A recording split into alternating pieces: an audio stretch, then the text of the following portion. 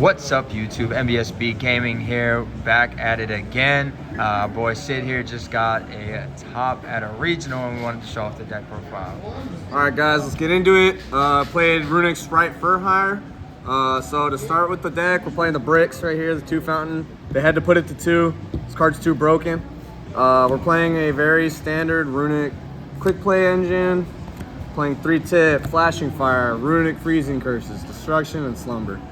I personally don't believe in running the 16th between the Smiting Storm and the Dispelling. I think Dispelling mattered against Cash, but we're in a really graveyard-centric meta, so ripping your opponent's cards out of their hand sometimes can be beneficial for them. See tier limit. So we decided to not run that. For the Fur Hire engine, we played 6 Rexes. Funny thing, I'll show you later in the profile, but you can search this card. And then for the bricks, which are never actually bricks, we have Dampa, Beat, Raphael, Rookie, and Mayhem. The Mayhem still matters a lot right now. I feel like having that extra little bit of grind and having 3 ways to get things out of the graveyard as opposed to 2, it helps a lot. Rookie making Hugin dodge Imperm is really good and came up several times. And Dampa Pop, it's just another thing that you really didn't need to have access to on your opponent's turn, but it comes up a lot. Going into the Sprite Engine, we played 3 Sprite Blue, we played 2 Red, and 1 Carrot. I didn't think that the Jet and the starter were really necessary. All it really ever did was felt like it hindered me by locking me into the 2s early. And having the Jet as an extra body, it never really matters. You get to 20 summons very easily with this deck.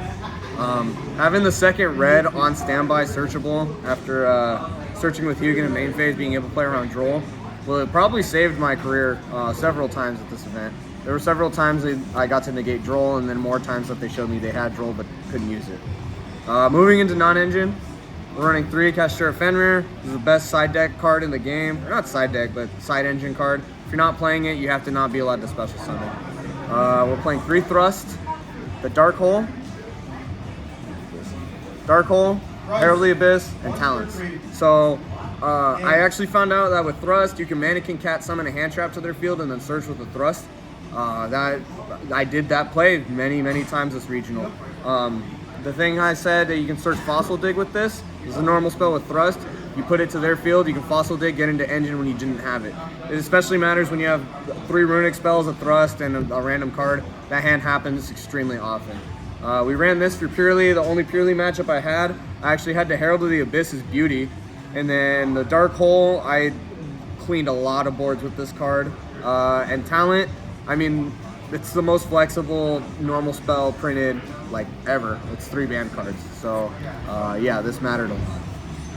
Dang, Dark Hole in the main is crazy. Dark Hole in the main won me way too many games. I mean, there's a lot of the times where you can't actually clean up the whole board, but you flip the Dark Hole and then you just build on top of them, and then they're cracking back with 3 cards in hand and maybe 1 card in the graveyard for follow-up.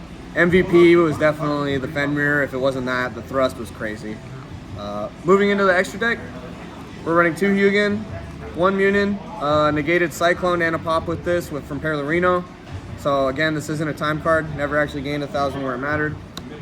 Jerry, the GOAT, Sleipnir. For those of y'all which don't know what this card does, this card banishes itself and your opponent's monster until the end of the turn during your main phase or their battle phase.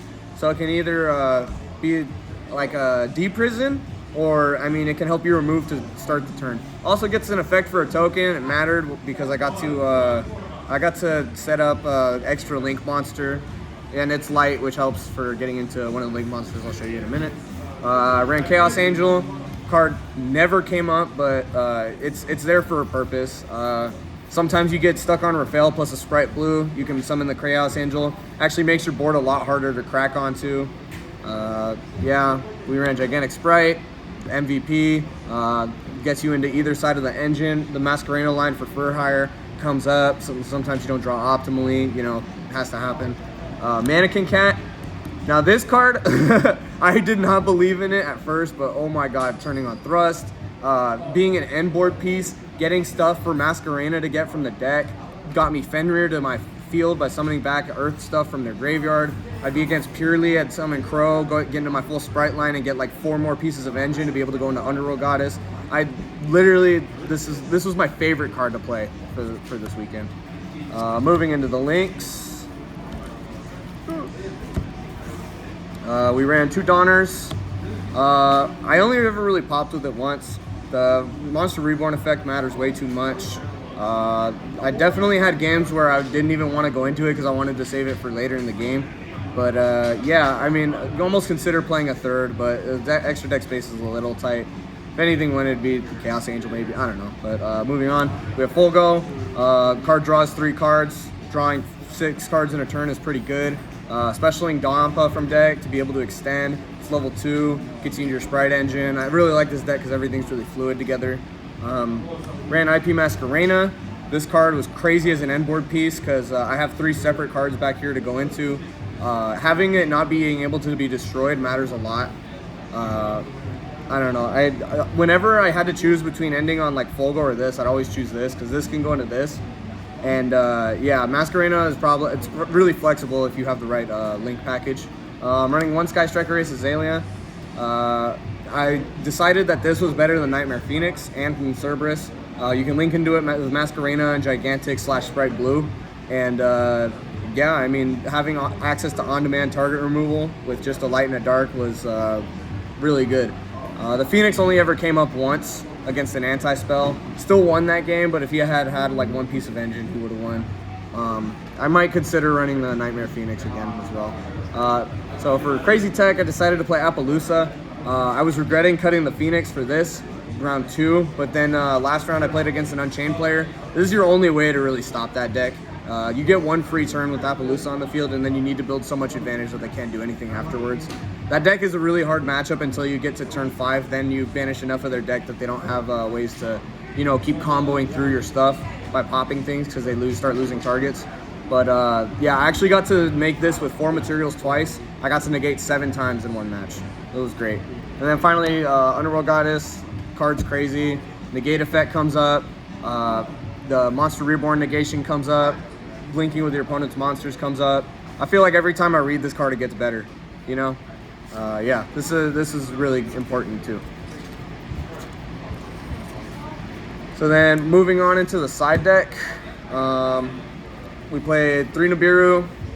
It's kind of standard to play against decks right now. Anything that isn't Tearlament is really setting up a big combo board, and you kind of need to be prepared for that, including that I'm not playing any hand traps because I decided to play all this stuff. I think it's really necessary to have them somewhere, and this is the best one to have if you're going to only put 1 in. I played DD Crow. This card hits everything in the format. You're playing against Salad, Tyr, Purely, Runick. I mean, everything. It does, you know. And Unchained. I mean, it hits the Yama as well. You can hit the blue dog out of grave. There's a lot of good targets for it right now. Even the guy who got second at Dortmund is on that card too. Yeah, it's really important to be playing some form of graveyard interruption. And I think that the Bestials are a little restrictive in what they can do for how strong they are. Yeah. So it's just kind of, you have to play 50-50, see what works better for you. But I think that Crow's the better of the 2 in general. Played 3 Droll. These 2 paired together, you know, it gets you out of a lot of situations. Drolled an in for Noble player, past turn. I wasn't winning game 3 if he didn't have that, or if I didn't have this and instead had Nibiru. So yeah, we played 3 Dogoron. Funny thing with Mannequin Cat, you can actually trigger its effect. You can special summon a fire from the deck, so you can special Sprite Red. You can special summon a dinosaur from the deck, special summon your Rex. This matters a lot against, what's it called, Purely. You need to have some form of getting rid of their stuff. I had Herald of the Abyss and Thrust, but I felt like that A wasn't enough, and B, there's enough towers in the game right now, and things that like you just need to get rid of that are worth more than giving them, like you lose a card. It's worth a lot more than that. So, yeah. Played Wiz. It's a really good negation card against Labyrinth, wink wink. And that's all it's really good for, wink wink. Nightmare Corruptor Ibly, Gigantic Sprite. I mean, never really came. I think I Ibly locked someone once with Slumber, but it doesn't really matter too much. It's just kind of cheese. You don't really need to side anything out going first except for the Dark Hole, so it's like a 1-to-1 slot. It's pretty easy. And then finally I played the Feather Duster. As you can see, there's barely any backer removal. I really leaned on thrust a lot this event, and it really carried me. I dustered a Labyrinth player for 4. He destroyed a D barrier. He called the XYZ because I already had the fountain in hand, and it was just wraps from there. So overall, only thing I'd really change is maybe the Dogrons, maybe the hand traps, depending on the format. But yeah, this deck is tried and true, and I'm gonna keep playing it until they stop me. So that is awesome, man. And were there any matchups that you had problems against, or like any favorable ones? You say? I tied a tier player. My only loss was to the judges, and then I mean, realistically, I think the only thing this deck has a problem with is Unchained sometimes. But it's more. I think that's kind of a die roll. I mean, I don't know. I don't think this deck really has any bad matchups. Okay. Depending on the pilot, you know. All right. Well, thank you for the profile, Sid. You did great, as I said. So, Team NBSB signing out.